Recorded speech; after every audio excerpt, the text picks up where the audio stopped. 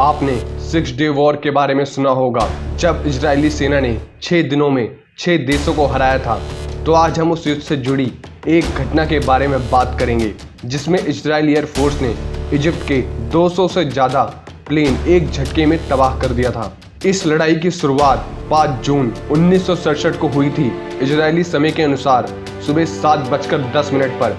जब इजराइल का हमला शुरू हुआ तो मिस्र के लगभग सभी विमान जमीन पर थे और उनके पायलट नाश्ता कर रहे थे। इस हमले में इजराइल ने अपनी वायुसेना के 12 विमानों को छोड़कर सभी विमानों को झोंक दिया था।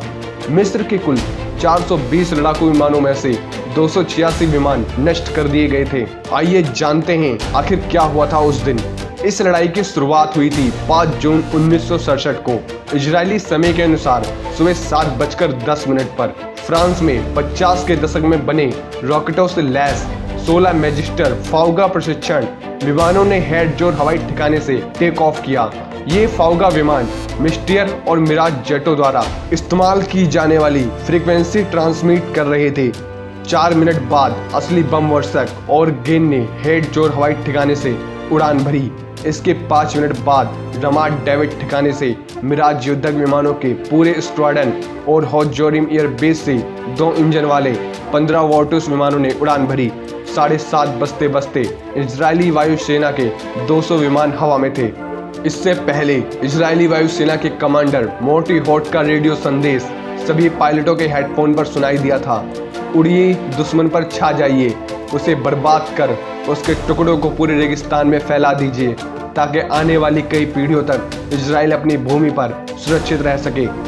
1967 के युद्ध पर मशहूर किताब 6 डे ऑफ वॉर लिखने वाले माइकल बी ओरेन लिखते हैं, ये सारे विमान धरती से सिर्फ 15 मीटर ऊपर उड़ रहे थे, ताकि मिस्र के 82 रडार केंद्र इन विमानों के रास्ते का पता न लगा सके। इनमें से अधिकतर विमान पहले पश्चिम की तरफ भूमध्य सागर की तरफ गए, वहां से उन्होंने यू टर्न लिया और मिस्र की तरफ मुड़ गए। दूसरे विमानों ने लाल सागर की तरफ से मिस्र के बहुत अंदर बने हवाई ठिकानों का रुख किया। सारे विमान बहुत कड़ाई से रेडियो साइलेंस का पालन कर रहे थे। साथ साथ उड़ रहे पायलट हाथ के इशारे से एक दूसरे से संपर्क कर रहे थे। इससे पहले इजरायली वायुसेना के चीफ ऑफ ऑपरेशन कर्नल रफा हार्लेव ने सभी पायलटों से कह दिया था कि उन्हें विमान में तकनीकी खराबी आ जाने के बाद भी रेडियो संपर्क स्थापित नहीं करना है। ऐसी दशा में उन्हें अपने विमानों को समुद्र में क्रैश करा देना होगा। ये सभी इजरायली पायलट मिस्र के पायलटों की तुलना में कहीं अधिक प्रशिक्षित थे। उनके फ्लाइंग आवर्स भी उनसे ज़्यादा थे और सबसे बड़ी बात, उनके करीब करीब सभी 250 विमान पूरी तरह से ऑपरेशनल थे।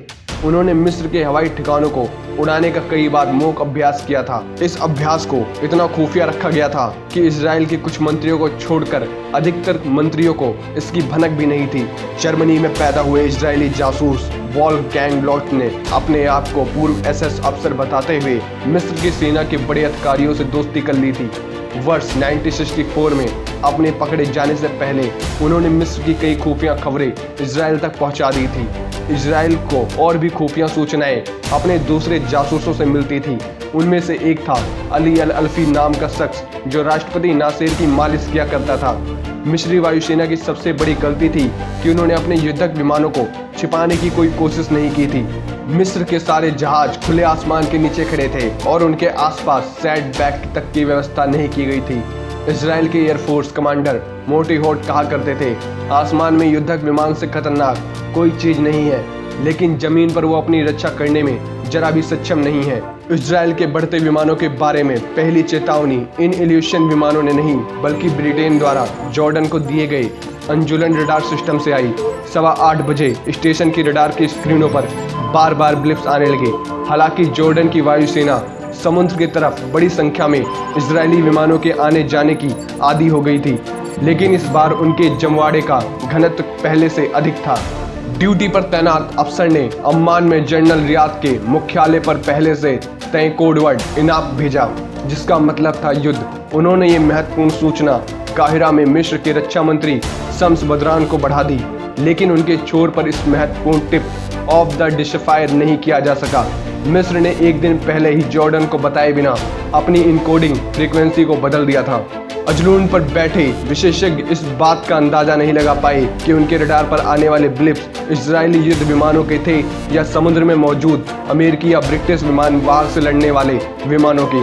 अचानक उनके रडार के स्क्रीन पर दिखाई दिया कि इन विमानों ने साइनाई का रुख कर लिया है। उन्होंने कोडवर्ड के जरिए मिस्र को आगाह करने की बहुत कोशिश की, लेकिन मिस्र में इस कोडवर्ड को पढ़ा नहीं जा सका। लेकिन अगर ये संदेश पढ़ भी लिए गए होते तब भी इस पर तुरंत कार्रवाई करने के लिए रक्षा मंत्री शम्स बदरान वहां मौजूद नहीं थे। कुछ ही घंटे पहले वो ये निर्देश देकर सोने चले गए थे कि उन्हें जगाया न जाए। इसी तरह डिकोडिंग के इंचार्ज कर्नल मसूद अल जुनैदी और एयर ऑपरेशन के प्रमुख जनरल जमाल अफीफी भी वहां मौजूद नहीं थे। आसमान में विजिबिलिटी बेहतरीन थी। इजराइल जेट एकदम से 9000 फीट की ऊंचाई पर चले गए और मिस्र के रडारों पर पहली बार उनकी झलक दिखाई दी। उन्होंने नीचे डाइव लगाई और 4 का फॉर्मेशन बनाते हुए आए और 2 विमानों ने जोड़ा बनाकर हमला किया। हर विमान ने 3 चक्कर लगाए।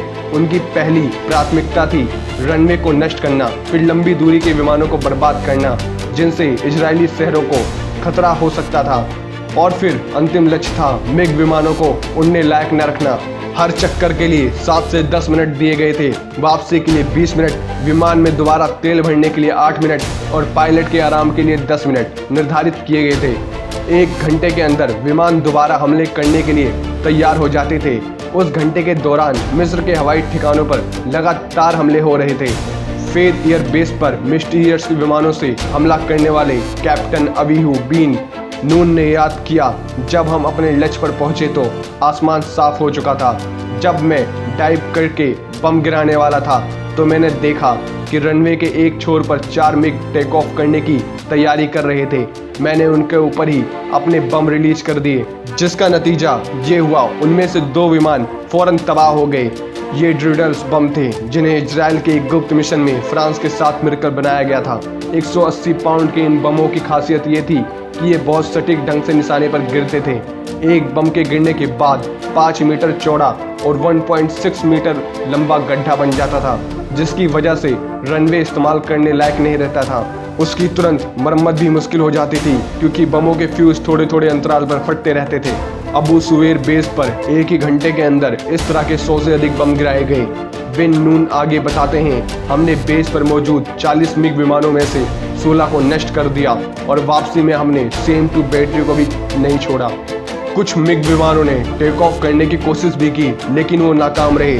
सिर्फ अल अरीश ठिकाने पर जानबूझकर उम्मीद में रनवे को नुकसान नहीं पहुंचाया गया कि वक्त पड़ने पर वहां इजराइल के ट्रांसपोर्ट जहाज़ों को लैंड कराया जा सके।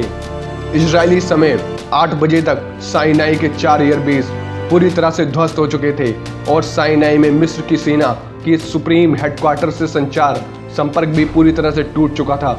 आधे घंटे के अंदर मिस्र की वायुसेना के 204 विमान जमीन पर ही नष्ट हो चुके थे।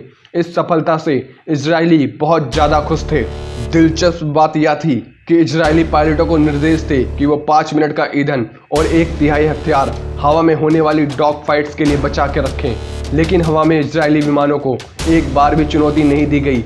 जमीन से भी उनके ऊपर कोई तगड़ा फायर नहीं आया। इजरायली वायुसेना की सफलता को जितना संभव हो सका गुप्त रखा गया ताकि संयुक्त राष्ट्र द्वारा लागू किए जा रहे युद्ध विराम में देरी की जा सके। इस बीच 8:15 पर रक्षा मंत्री मोशे दयान ने थल सेना के हमले के लिए रेड सीड पासवर्ड जारी किया और इजरायली टैंक भी तेजी से साइनाई में घुस गए। हमले की दूसरी लहर में इजरायली युद्धक विमानों ने लगातार हमले करते हुए मिस्र के 14 हवाई ठिकानों और सभी रडार केंद्रों को बर्बाद कर दिया। इस दौरान उनका सरप्राइज एलिमेंट समाप्त हो चुका था। दूसरे राउंड में करीब 100 मिनटों में इजरायली विमानों ने 164 चक्कर लगाए और 107 और विमान नष्ट किए। उनको कुल 9 विमानों का नुकसान हुआ। उस सुबह मिस्र के कुल 420 लड़ाकू विमानों में से 286 विमान नष्ट कर दिए गए। इनमें 30 टोपलेव 60, 17 एलिवेशन 28, 12 सुखोई 7 और 90 मिग 21 शामिल थे। मिस्र की वायुसेना के 1/3 पायलट इन हमलों में मारे गए थे। 10:35 पर इजरायली वायुसेना के प्रमुख मोटे हॉर्ड ने जनरल रॉबिन की तरफ मुड़कर वो मशहूर जुमला बोला था, मिस्र की वायुसेना का अस्तित्व समाप्त हो चुका है। तो दोस्तों, कैसे लगी आपको वीडियो कमेंट बॉक्स में जरूर बताएं। अगर आपको वीडियो पसंद आते हैं तो लाइक एंड शेयर सब्सक्राइब जरूर करें। जय हिंद, जय भारत।